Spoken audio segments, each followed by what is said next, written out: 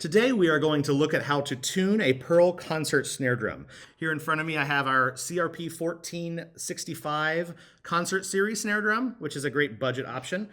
So what we're going to do as a default is tune to an A on the top head, and I'll show you how to do that here in a second, and an E on the bottom head. That's a great starting point for any size drum that's 14 by 6.5, 14 by 5, 14 by 5.5.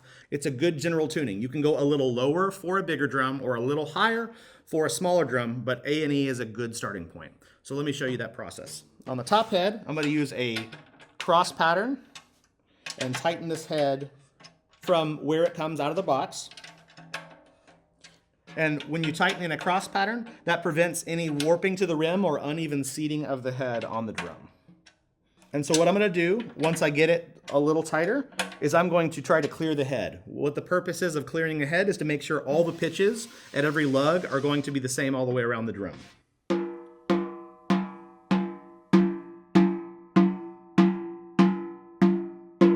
For our purposes right now, that's pretty close. Okay, so now what I'm going to do is turn the drum over and deal with tuning the bottom head.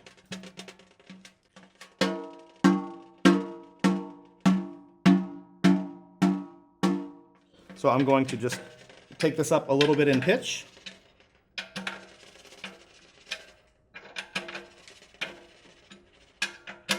And one of the things on Pearl concert snare drums that's important to know is these snare guide rails here actually adjust the amount of vertical versus horizontal pull the snares have. So you want to make sure to not try to balance the pitch of this area because of the depth of the snare bed. If you try to balance the pitch of this section, you will almost always pull that too far down and it will not be able to do its job nearly as well. So make sure to only pull that down as far as you need to keep it in the same tension, but not necessarily the same pitch as the rest of the drum.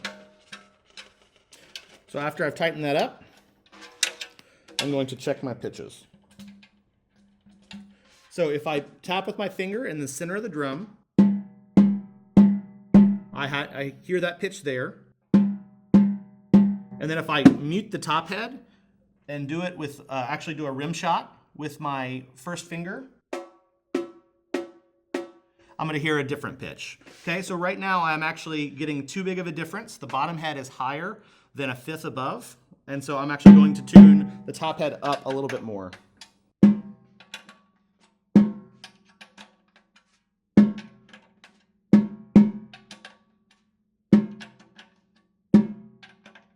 And so I'm just checking the pitch of the drum as I tune it up.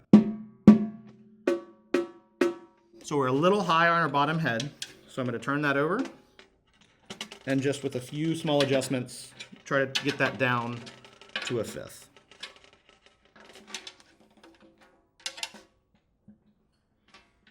So at this point,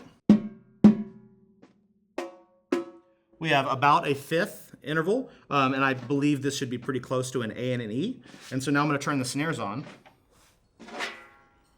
and see what the snare response is like at this tuning. So as you can hear, the snare is a little bit wet. And so what I need to do is tighten the tension of the snares using the tension adjustment knob on the strainer.